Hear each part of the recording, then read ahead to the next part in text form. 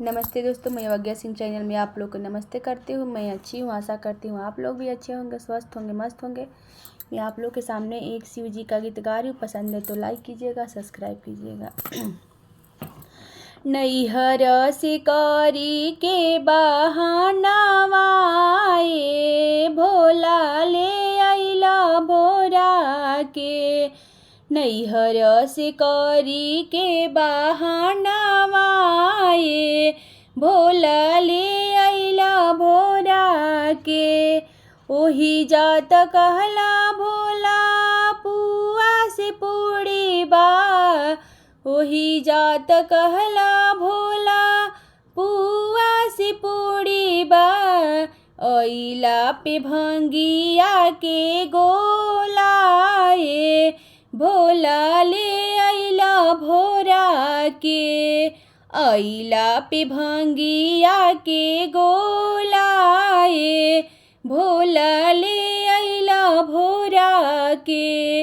नैहर शिकारी के बहानावा हे, भोला ले अइला भोरा के।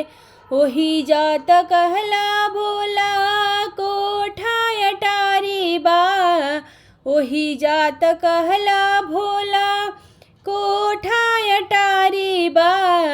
अइला पे टूटही मड़ैया आए, भोला ले अइला भोरा के।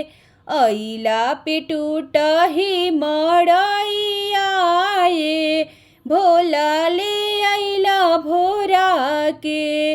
नैहर शिकारी के बहानावा हे, भोला ले अइला भोरा के। ओही जात कहला भोला हाथी से घोड़ा बा, वही जात कहला भोला हाथी से घोड़ा बा।